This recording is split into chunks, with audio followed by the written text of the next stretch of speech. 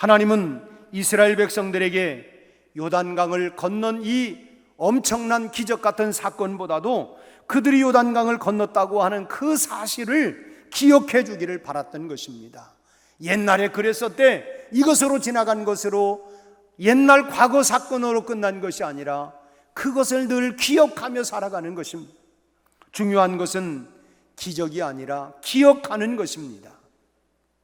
매일 기적을 체험할 수 있는 비결이 뭐냐?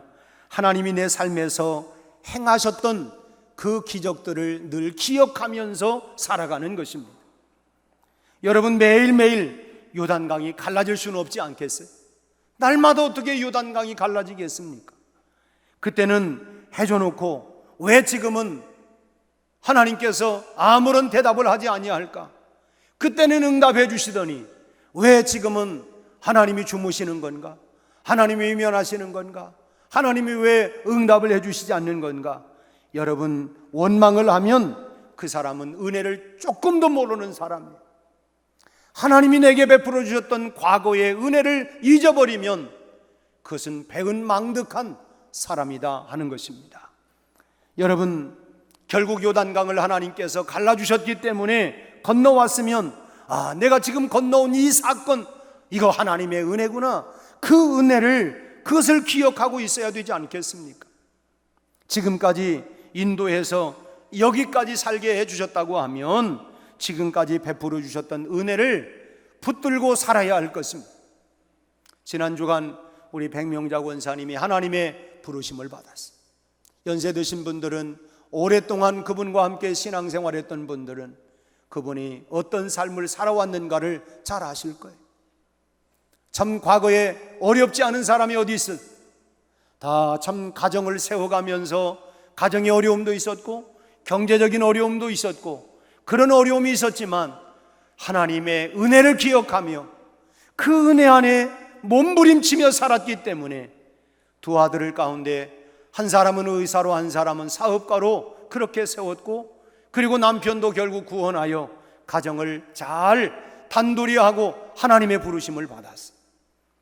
여러분, 하나님의 은혜가 아니었으면 때때로 다가오는 인생의 폭풍 앞에 어떻게 그 어려움을 다, 모든 것 어렵고 힘들면 팽개쳐버리고 내던져버리고 다 피해버리고 싶은 것이 사람의 마음인데, 그때마다 붙잡아 주시는 은혜, 기다리고 인내하는 은혜, 사랑할 수 있는 마음을 주시는 은혜, 여러분, 그 은혜를 우리가 잊어버려서는 안 된다 하는 것입니다.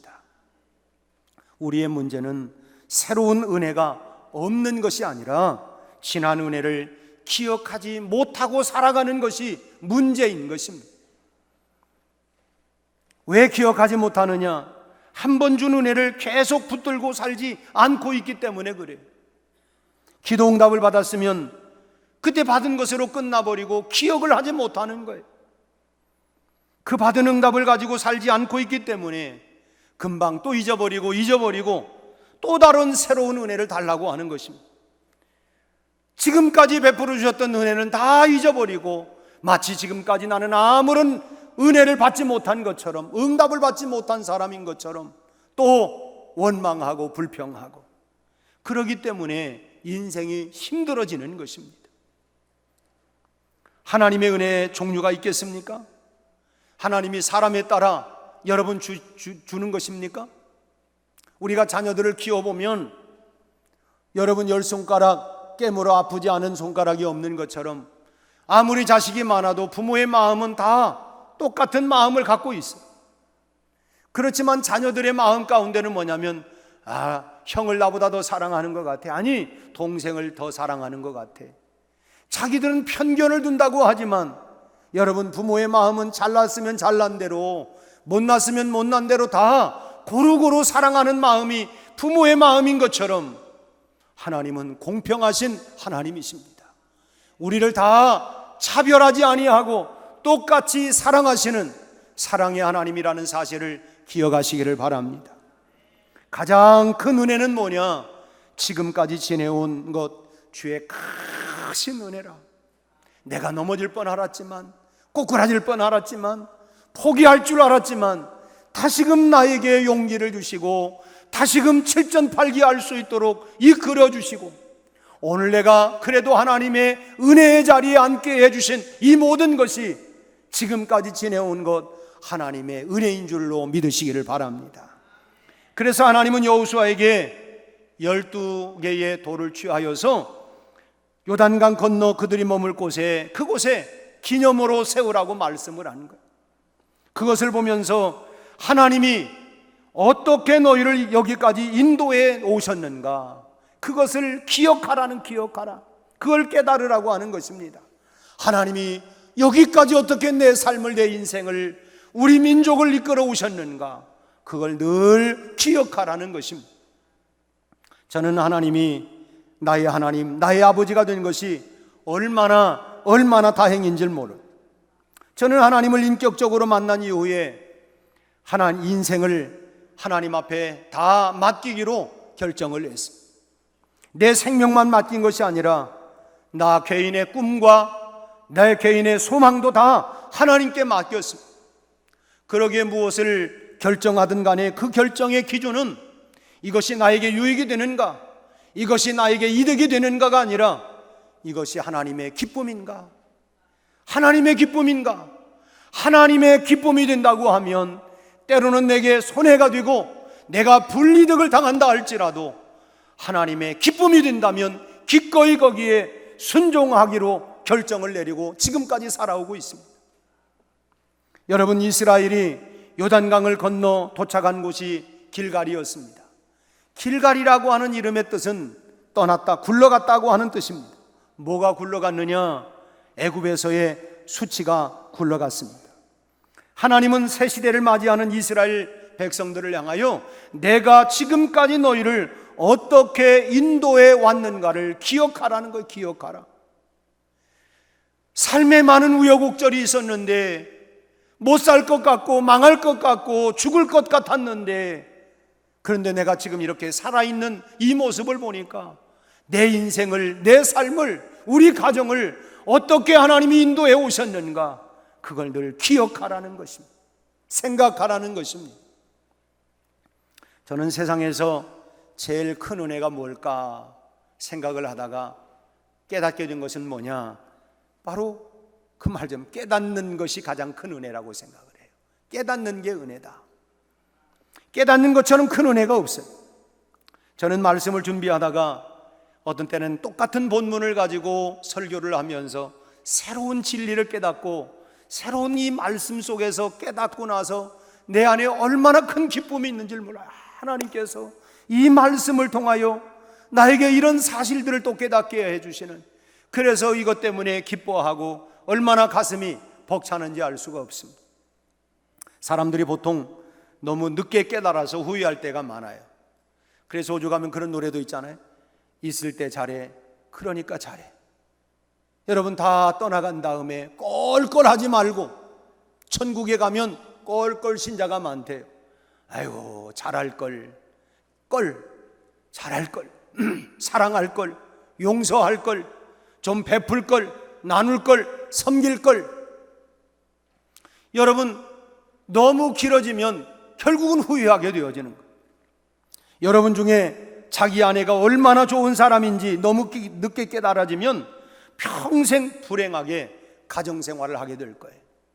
제가 열흘 동안 유럽 생활을 하면서 돌아왔더니 우리 사모가 많이 아파 있어요. 그래서 제가 돌아와서 그랬어요. 앞으로는 꼭 같이 갈게. 또 제가 떨어져 있으니까, 야, 이게 참 같이 있다고 하는 게 이게 얼마나 좋은가.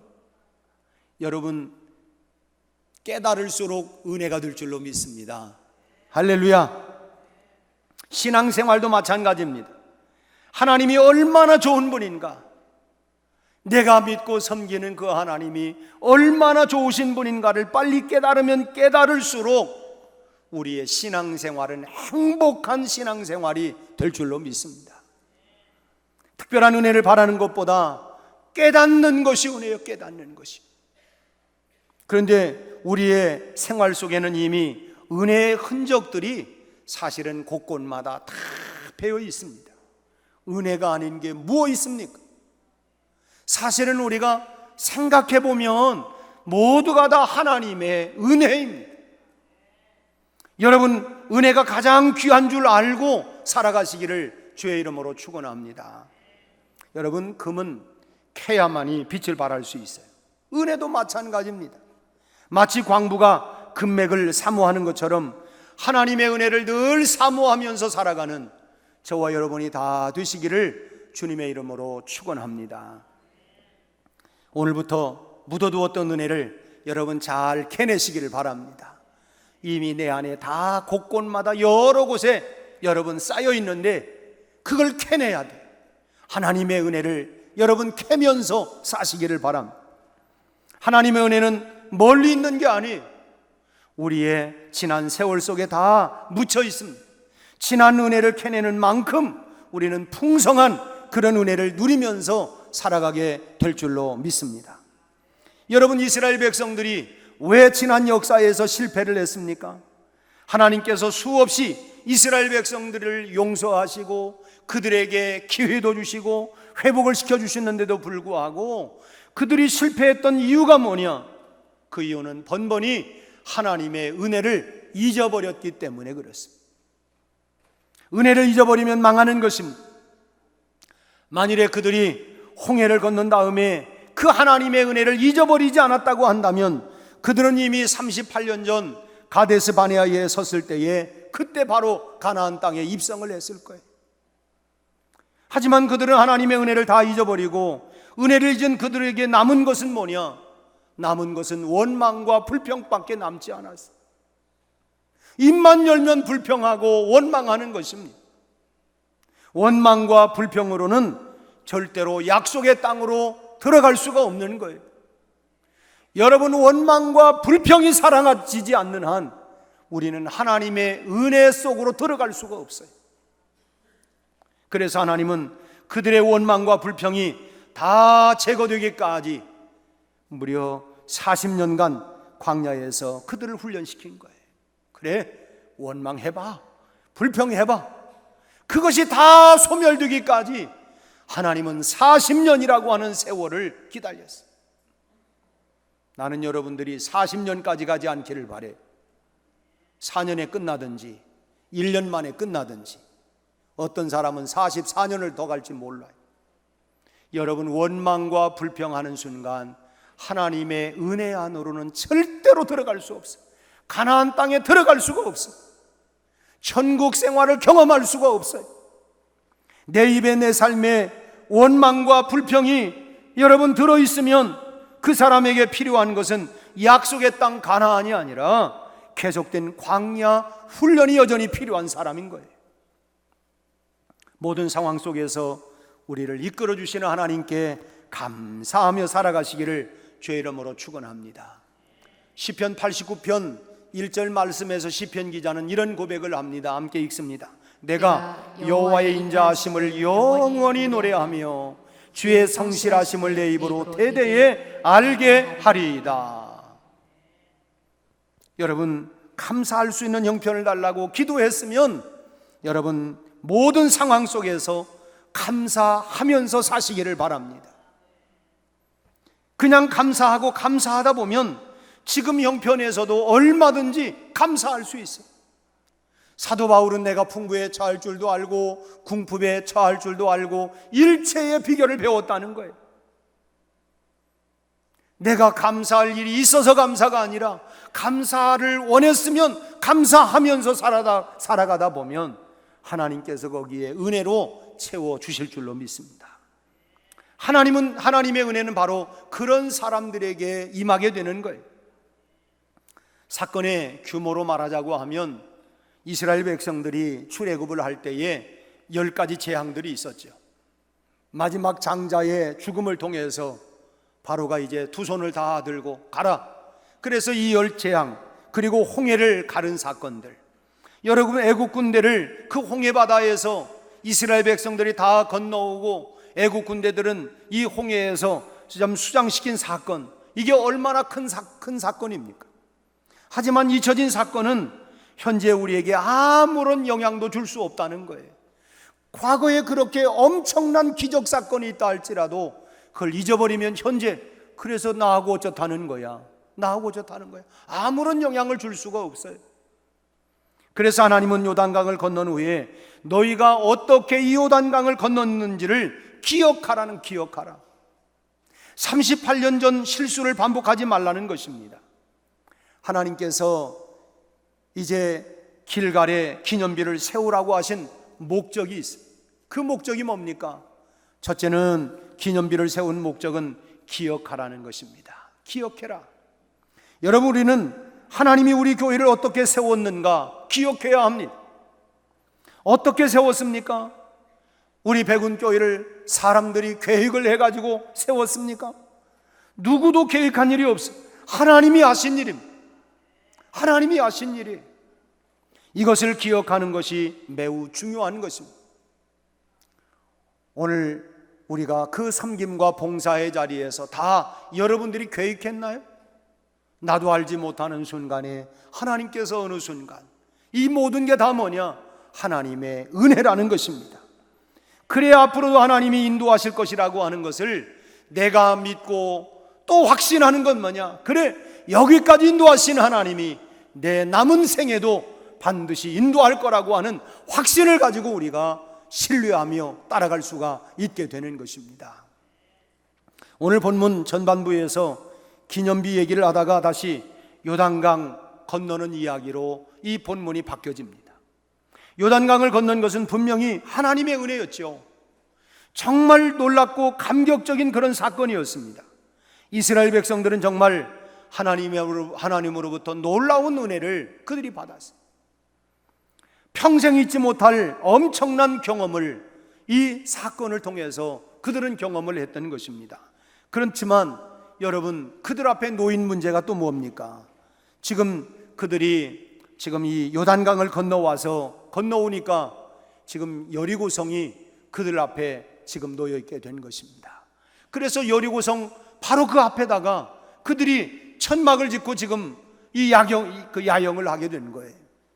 우리가 알다시피 여리고는 고도로 요새화되었던 그런 성이었습니다. 철옹 성벽으로 이중으로 이렇게 성벽이 되어 있기 때문에 이스라엘 백성들의 힘 가지고 그 성벽을 뚫을 수도 없고, 이미 거기는 전투를 위한 요새와 그 전술로 갖추어진 군사들이 있기 때문에 이스라엘 백성들을 가지고서는 절대로 여리고성을 함락한다고 하는 것은 불가능한 일이었습니다. 근데 지금 하나님의 은혜로 이들이 요단강을 건넜고, 그러고 나니까 이제는 앞으로 전진할 수도 없어. 왜? 여리고성이 가로막고 있고, 뒤로 후퇴할 수도 없는 건 지금 빠른 물살로 흘러가고 있는 여러분 요단강 때문에 이제는 앞으로도 뒤로도 전혀 진퇴양난, 이렇게 지금 놓여 있는 가운데 있었던 것입니다. 요단강을 건너기 전에는 앞이 막혀 있었는데 건너고 나니까 이제는 앞뒤가 다 이 사방으로 이제 다 막혀 버리게 된 것입니다. 여러분, 그것이 인생이에요. 그것이 인생. 그럼 어떻게 살아야 되느냐? 앞으로도 뒤로도 참 물러설 수도 없고 앞으로 전진할 수도 없는 이런 위기 가운데 살아가는 것이 우리 인생이라고 하면, 이 인생을 우리가 어떻게 살아가야 되느냐? 여러분, 기도로 살아가야 합니다. 한번 따라서 하겠습니다. 기도로 살아야 한다. 여러분, 은혜로 사는 인생은 기도 없이는 살 수가 없어요. 여러분 하나님의 은혜를 가르쳐야 합니다. 오늘 본문의 21절 22절을 같이 한번 읽겠습니다. 이스라엘 자손들에게 말하여 이르되 후일에 너희 자손들이 그들의 아버지에게 묻기를 이 돌들은 무슨 뜻입니까 하거든 너희는 너희의 자손들에게 알게 하여 이르기를 이스라엘의 마른 땅을 밟고 이 요단을 건넜습니다. 하나님이 우리 가정을 기가 막힌 웅덩이 속에서, 이런 가난에서, 질병에서, 이런 고난 속에서 하나님이 우리를 이렇게 건져주셨다. 이것을 후일에 우리 자녀들에게, 우리 손주들 세대들에게 가르쳐야 된다는 거예요. 그걸 얘기해야 된다는 것입니다. 나만 은혜 받은 것으로 끝나는 것이 아니라 다음 세대들에게 가르칠 수 있는 기념, 이런 돌을 세워나가야 된다는 거예요. 다음 세대를 키워나가는 것은 당장 표시가 나는 일은 아니에요. 많은 시간도 필요하고 많은 돈도 들어갑니다. 하지만 계속 가르쳐야 합니다. 계속 투자를 해야 합니다. 그래야만이 왜 우리가 가나안에서 이런 전쟁을 해야 하는가를 알게 되는 것입니다. 왜 이 땅에서 세속과의 우리가 계속해서 싸움을 하면서 믿음으로 살아간다고 하는 이 영적 전쟁이 무엇인가를 가르쳐야 합니다. 만약에 말씀을 가르치는 일을 소홀히 하게 되어지면 우리의 자녀들은 편한 것이 뭔가, 결국은 편하게 살고 싶은 유혹 때문에 결국은 가나안 사람, 다시 말하면 세상 사람들과 손을 잡고 타협하면서 그렇게 살아갈 것이 분명합니다. 그래서 하나님은 길갈에 기념비를 세우라고 한 것입니다. 이스라엘의 승리의 비결은 하나님을 신뢰하느냐 신뢰하지 않느냐에 달려 있습니다. 이스라엘은 세상을 보면 결국은 실패할 수밖에 없습니다. 중요한 것은 하나님의 은혜를 늘 기억하며 살아가는 것입니다. 그 다음에 그 은혜를 다음 세대에게 전수하는 거예요. 우리도 히브리서 12장의 말씀처럼 믿음의 주요 또 온전케 하시는 예수를 바라보며 우리가 믿음으로 승리하고 그 은혜의 기적들을 우리 자녀들에게 기억하게 하고 가르치는 것입니다. 이스라엘은 이 두 가지 일에 결국 실패하고 말았어요. 여호수아가 죽은 이후에 하나님을 알지 못하는 다음 세대들이 일어나게 된 것입니다. 사사기 2장 10절 말씀을 같이 한번 읽겠습니다. 그세 사람도 다 그 조상들에게로 돌아갔고 그 후에 일어난 다른 세대는 여호와를 알지 못하며 여호와께서 이스라엘을 위하여 행하신 일도 알지 못하였더라. 여호수아가 죽고 그 세대들이 다 죽고 나니까 그 다음 세대들이 다 하나님을 떠나버렸다는 거예요. 우리 교회가 하나님의 말씀으로 다음 세대를 키워가는 그런 교회와 가정이 되기를 소원합니다. 이 비전이 여러분 안에 일어나기를 바랍니다. 우리 교회가 여호수아와 같은 다음 세대를 키워갈 수 있는 교회가 되어갈 수 있기를 바랍니다.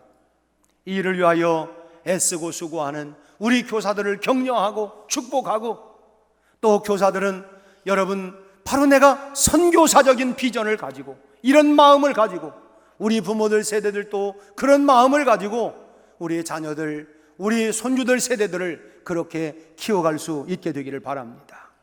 그렇게 하기 위해서 먼저 하나님이 우리 교회를 이곳까지 어떻게 역사해 왔는가, 67년 내에 이 역사를 하나님이 어떻게 이렇게 역사해 왔는가를 우리는 기억해야 돼요. 지금 있는 은혜만으로 충분합니다. 사람들은 이미 우리에게 주어진 은혜가 있음에도 불구하고 늘 새로운 것, 또 새로운 것을 자꾸 요구합니다.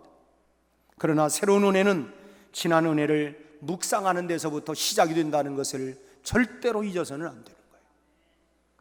이것이 은혜 위에 은혜가 더해지는 것입니다. 하나님의 은혜는 지금으로도 충분합니다. 문제는 은혜가 아니라 기억하는 것입니다. 하나님이 나에게 베풀어 줬던 은혜들을 기억하면서 살아가는 거예요. 오늘까지 인도하신 하나님을 붙들고 그 은혜 안에서 살아가는 우리 백운 가족 모두가 되시기를 주의 이름으로 축원합니다. 여러분, 하나님의 은혜를 늘 기억하며 살아가는 우리 모두가 되시기를 주의 이름으로 축원합니다.